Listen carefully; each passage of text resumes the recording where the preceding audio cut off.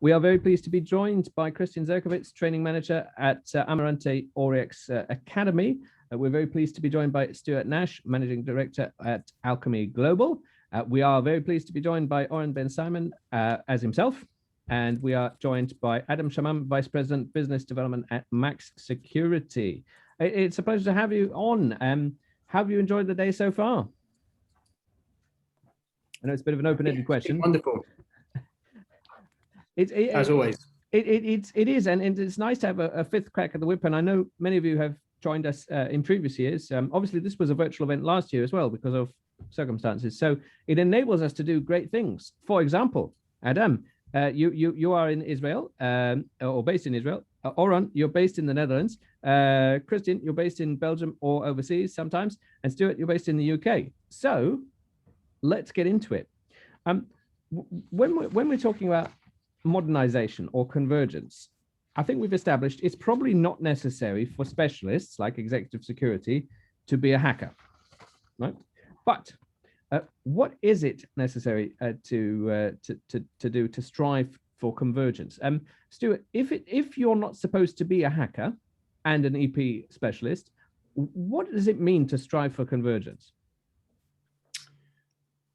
I think in our industry, it's having this general overview. It's been discussed many times on the previous panels of having the knowledge to understand these different systems, having the knowledge to see how they affect your client, the knowledge to inform your client, and then not necessarily the convergence of them, but it's generally the application of them.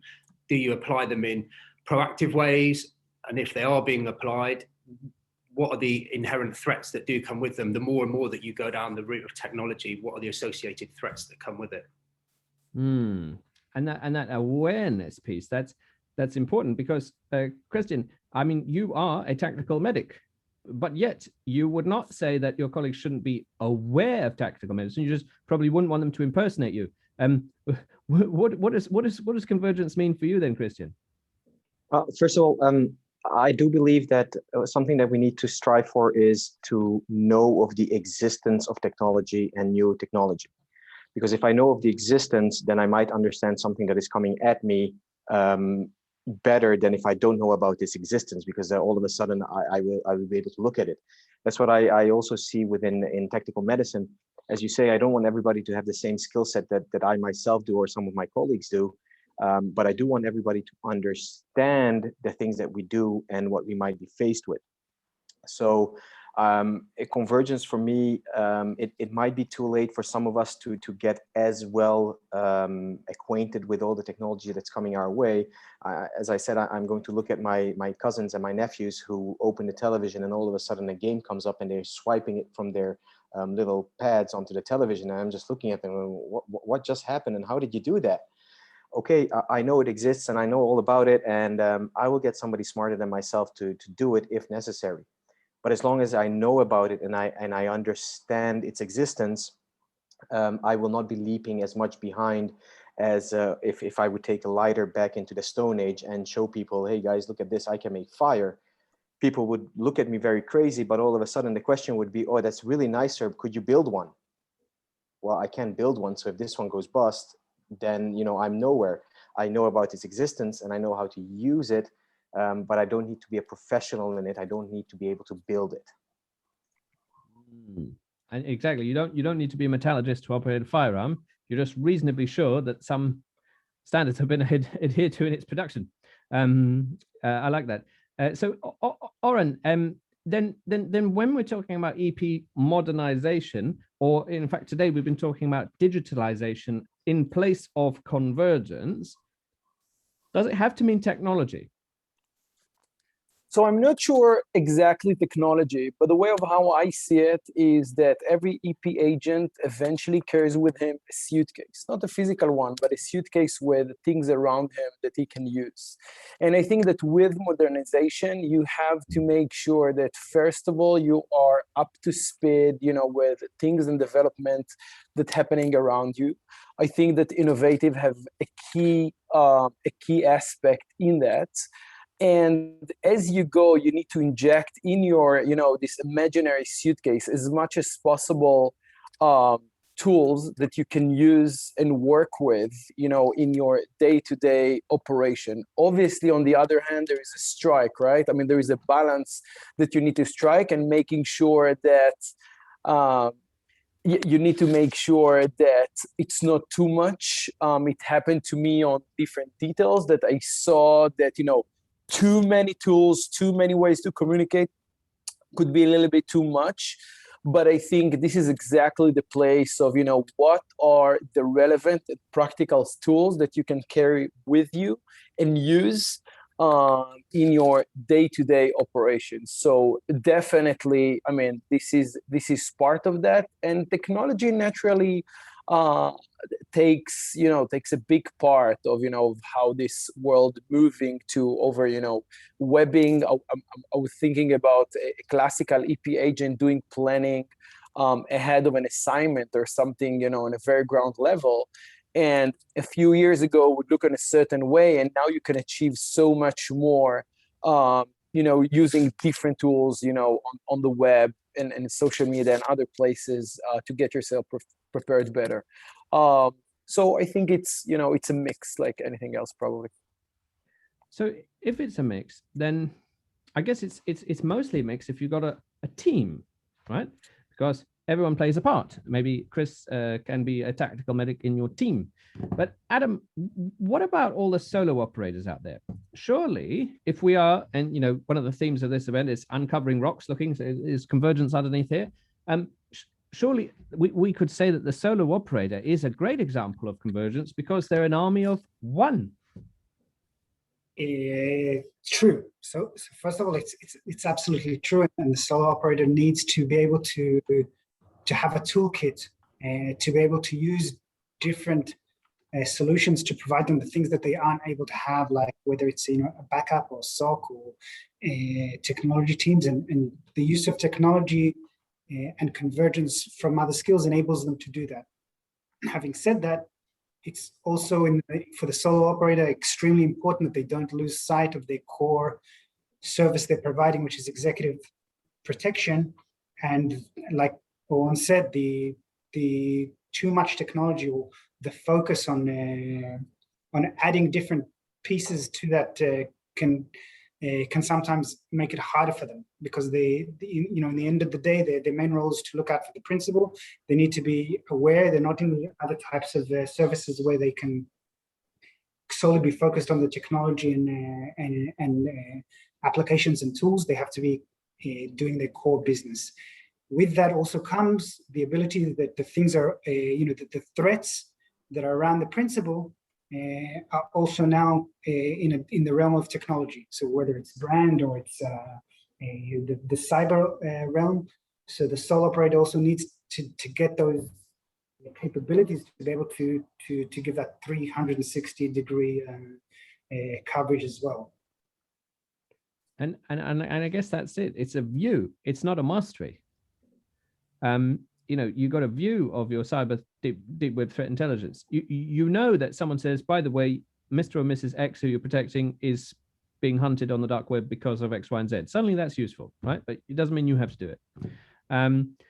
Stuart, so in our hunt for convergence, we've mentioned before that there's a possible divide between the digitally literate and the digitally illiterate. And I've pushed back against that, saying, well, even if you're in your 70s and you're working in security, you're probably digitally literate enough. But let's ask the question: is there a generational gap? And if there is, how do we operate with a blended team? I think it's some really interesting points there. The convergence doesn't necessarily mean the convergence with technology. It could be the convergence of many jobs into one person. So often we see job advertisements going out with unrealistic expectations, where they're looking for an EP agent who is a security driver and who has some medical qualifications. So instantly there, you're wrapping up three distinct jobs into one person, and are you getting the best of all three? Probably not. If that person is driving, how do they then use any of the other applications that are going to assist? You can't, except for maybe a driving app, you can't then look at any of the other apps because you're focused on the driving. So these apps are great if there's enough resources to use them, if you've got a back office, if you've got a GSOC that you can plug into. But just being a solo operator or being misused or overstretched in your capabilities is often detrimental to the job.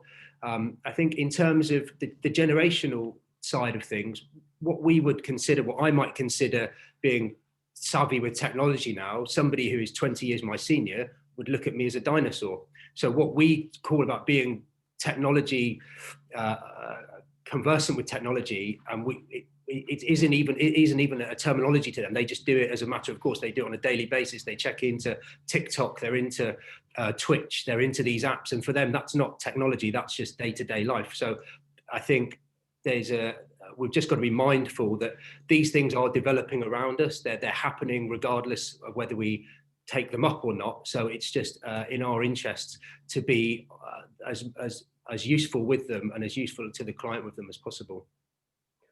And maybe that's the key, isn't it? The reason why I like EP as a topic for this convergence topic is the cause and effect are very, very immediate. You know, Krisztian, you might have a client, he wants to go somewhere special, but yet he wants to be able to make TikTok videos on the move. I'm just, you know, whatever. It's probably unlikely, isn't it? Right? But they want something. So it's the principle leading the requirement. It's you catering for it, and the effect is very immediate. Whereas when we have a corporate security discussion, we're talking about years and gradual change and the board and so on. And that's why I like seeing this. But one thing that we did ask in the pre-conference call, is it possible that we are losing analog skills? And if we are, how can we avoid them and create a backup? Are you directing the question to me, Fanem? Yes. Wonderful.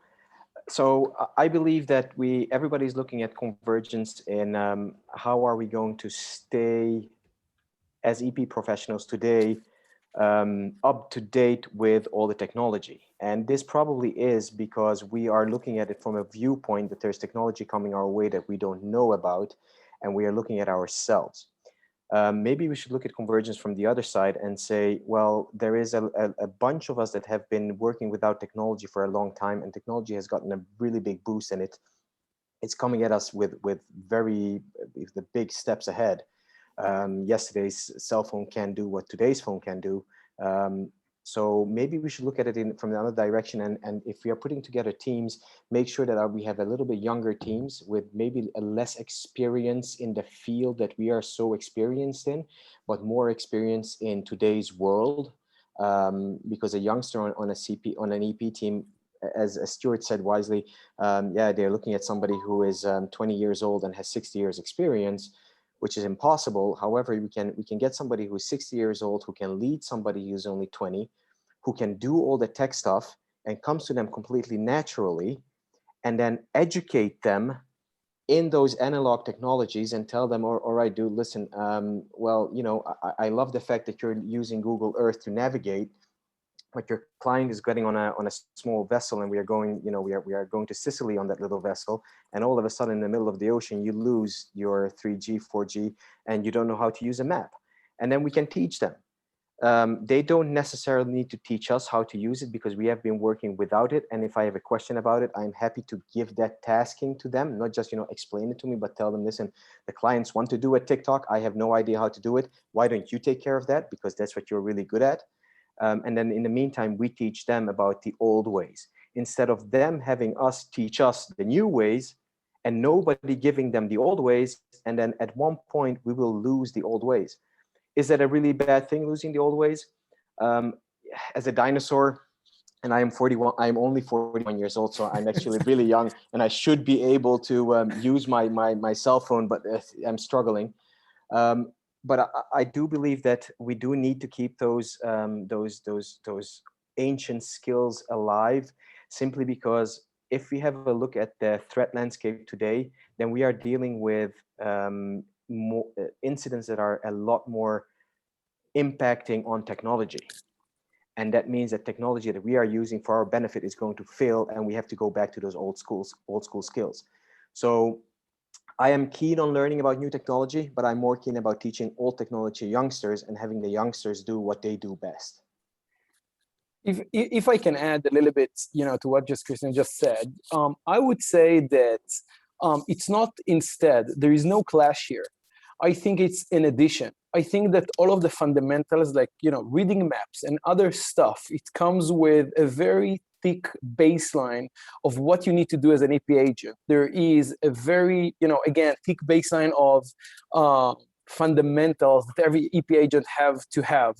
But as we move along, the EP agent now required to do more. It's not just reading map, having, being great, whatever, shooting, all of those classical stuff. Now there is more things that comes with it. And just for what Stuart said before, when we're talking about the different generations, I think that the main difference is the adoption rate. The adoption rate for new technology will be much easier for youngster, will be a little bit harder, for, I'm thinking about my father looking at, at his cell phone, not sure how exactly this thing, the touching thing, but, it's a natural thing. So I wouldn't say it's a generation, it's more of, per person and, how easy it is for him to adopt those new technologies. So two things there. Number one, your adoption rate, and number two, it's in addition to, and this is why I think that what we used to say, the 360 angle of, keeping your clients safe, etc.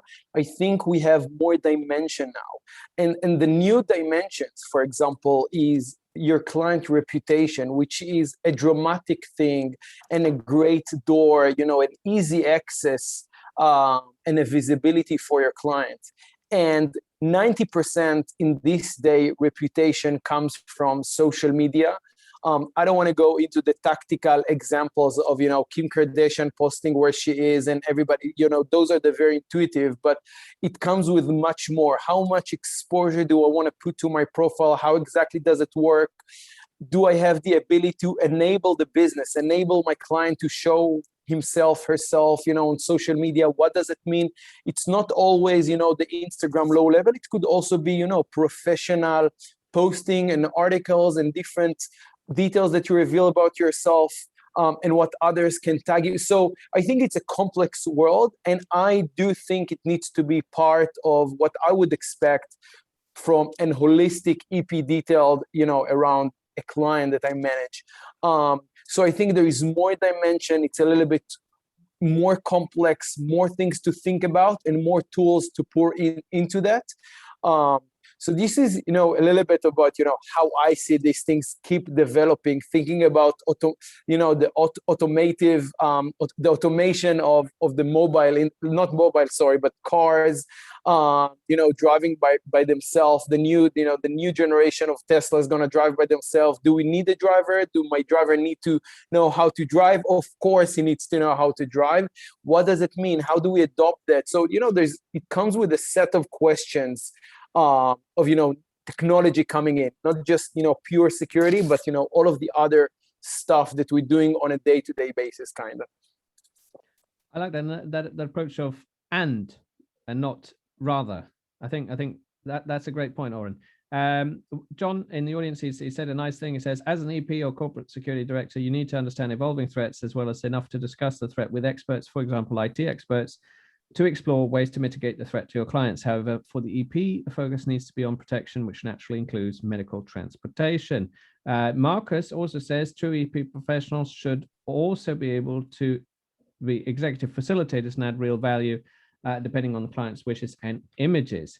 Adam, a real +1. I mean, does that then mean that the modernization is led not by EP at all, but by the principal's lifestyle? Like, a few years ago, you saw these Bitcoin billionaires who wanted very discreet security because they weren't down with the overt stuff.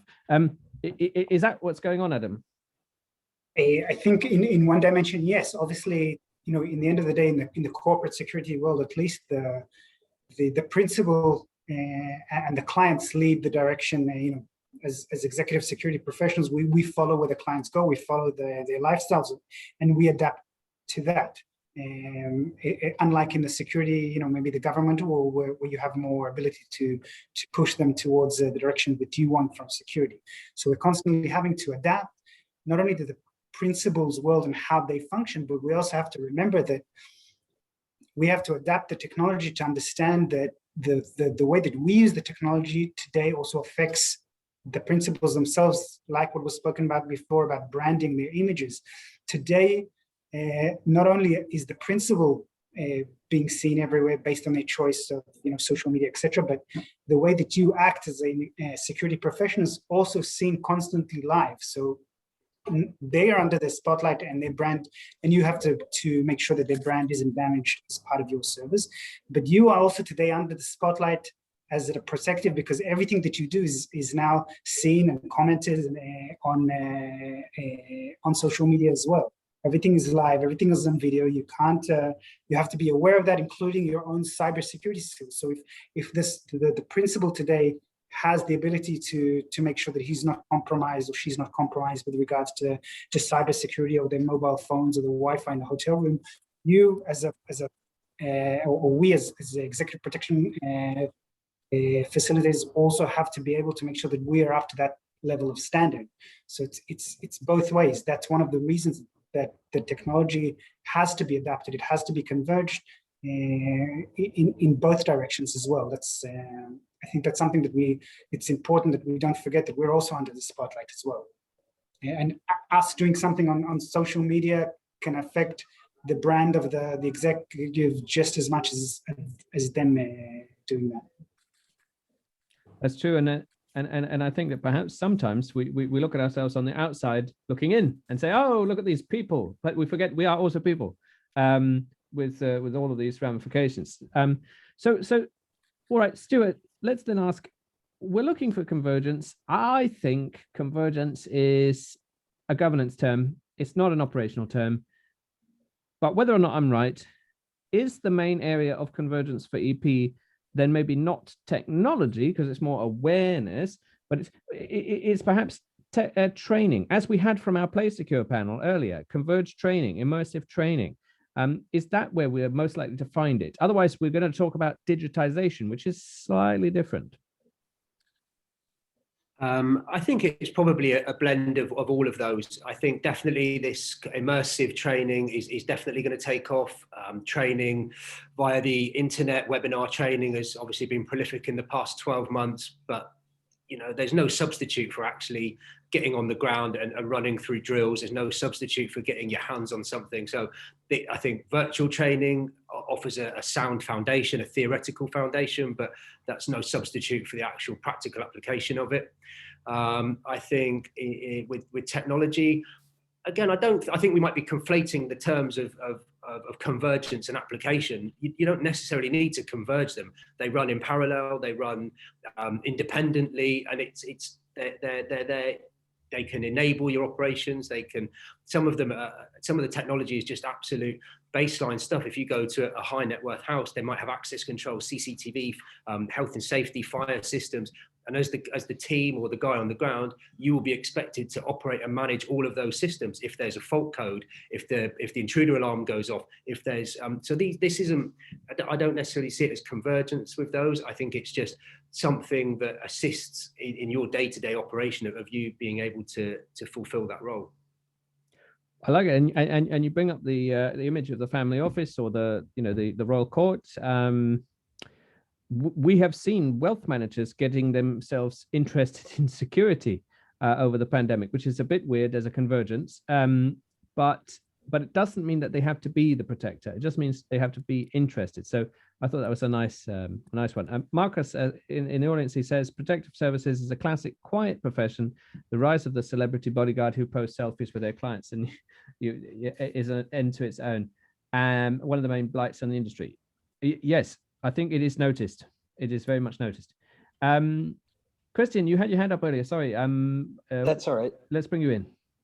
I just wanted to add two little things. I think we should also take the fact that technology is coming in as something very positive in a way that even though I'm not a fan of dropping some of my skills, but some of my skills are completely, absolutely obsolete.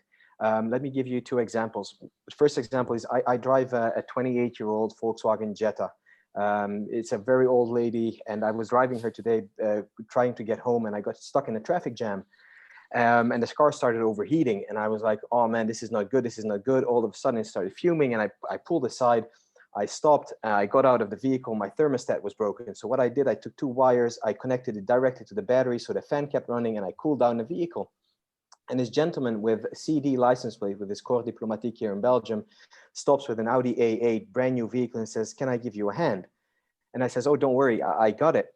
And then I look at his vehicle and I thought, you know what? Even if this guy's car started overheating, he would be stuck in his brand new A8 because he could never do this, that what I just did to my vehicle. And since we will never be transporting a principal in a 28-year-old Jetta, this skill I should drop and, you know, get my TikTok skills and replace it in my brain. So maybe when we are looking at training, we could actually stop doing some of the stuff that we are having our people go through, because in the past it was something that might be useful at some point. But today it's, even though we still believe that, you know, we should be able to change a tire in the rain, in the mud. But maybe with today's vehicles, we don't need to be able to change a tire because they keep running for 120 miles, even on flat tires. And let's, instead of that, do something really cool with technology and teach them how to really use technology. I'm sure that a lot of people have all kinds of apps on their phones, and they're like, oh yeah, I got this this navigational app. It's very, very cool. But they never actually use it because, let's be very honest, you know, when do you use it in an emergency? You can always download the changing the tire app. Yeah, then, you know, the app can change for you the tire, and that's it. You know, it's exactly a great app. So maybe we should be looking at convergence in that way, that, you know, even though we want those skills to remain, what skills are becoming obsolete in today's world thanks to technology? Like, for example, nobody knows today how to create electricity with steam. And this in the 1950s was unthinkable. But now we don't need it anymore because now we need to know how to do it with a battery. Okay, so we change skills and those skills fade away. So when it comes to training, yeah, we might have to look at training a little bit differently and spend less time on traditional skills and more time on new skills. Yeah, I should probably be less concerned with TikTok moving GIFs and so on. No, but this is good, and you know what, this is important because, of course, we've got our EP events and that's really important. But we are still turning over rocks and looking where convergence may or may not be found. Oron, do you think we'll still be talking about convergence next year, or is it time to just talk about modernization? Or is there still convergence to be discussed? I think, I mean, in my view, it's definitely modernization. It's, you know, us keeping up with the speed of developments, and things keep changing. I think that just the pace of things changing around us is much faster than what it used to be 10 years ago or what it used to be 20 years ago. So one change per year 20 years ago, and now you got 6. And the social media now changes every 6 months, and something else is the new big thing.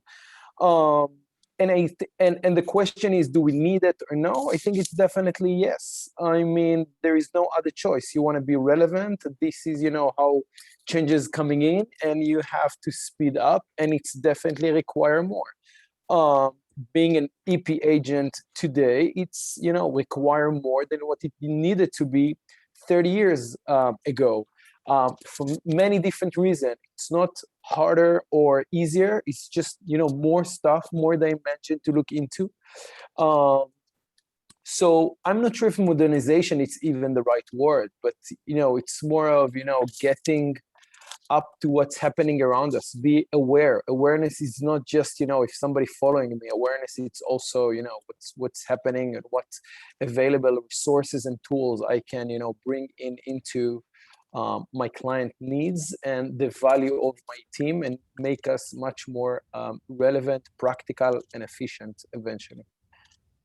I like that. And from a business perspective, perhaps this last 14 months has made the once traveling EP business think of other things it could bundle that are of use for the principal. Adam, have you been bundling more threat intel or dark web services or something new?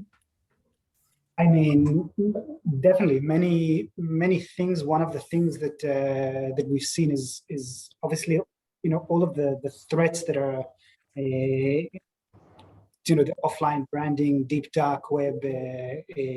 But one of the other things that we see and we have a lot more is the fact that a lot of the principals, the executives, have been at home. In the offices, they have IT, very good, usually IT infrastructure around them. There is a big gap when we're talking about home residences, everything that's connected, the IoT, which leaves them very vulnerable. With everything from, you know, the cameras to the connection to their children playing with different toys, and this is something that we see today as part of the executive protection realm, which wasn't there before, and it's something that we have a lot of interest in. Generally, the issue of over the last year and a half of the COVID situation, you have to adapt in the ability to provide services, if you know, to many different executives that sometimes have to fly for critical travel, and they have the abilities to do that with private planes, but not necessarily they are able to use their existing team because of the complications of entry and re-entry. And then you have to be very versatile and in many cases do a lot of the threat intelligence offline in a much more deeper way, and the ability to have that technology to do it in different realms definitely assists. It's good, but be careful. We might have the IT security folks trying to offer physical services next. I know they're doing it in the alarms and things like that. So, but let's make it complementary. Let's make it converged. And Stuart poses perhaps a good final question. Let's give it to Stuart. Evolution, not modernization. Let's ask it back. Love it. It's a great word, evolution. It's a great word. It's just that it's either continual modernization or evolution, isn't it? Because you can modernize to a point, and then if you stop there, then it will advance without you. So an evolution just suggests that you are modernizing with the times, you're modernizing with your scenarios, with your clients. And so I think evolution gives it, it's got some momentum with it as well. Momentum. And that's probably a big lesson from these last 14 months. And, you know, it does sound strange not to say last 12 months, doesn't it? But last 14 months, if you didn't keep the momentum going, yeah, tricky. And of course, our hearts go out to people that have not got the momentum. But we are now out of time. So this has been a great look. I know EP is, of course, one of my favorite topics, so I always enjoy this. Thank you, Adam, Oron, Krisztian, and Stuart, for being such great panelists. Please give them a big virtual round of applause. Always a pleasure. Thank you, Phelim. Thanks, guys. Thank you very, very much. Thanks. Thank you very much.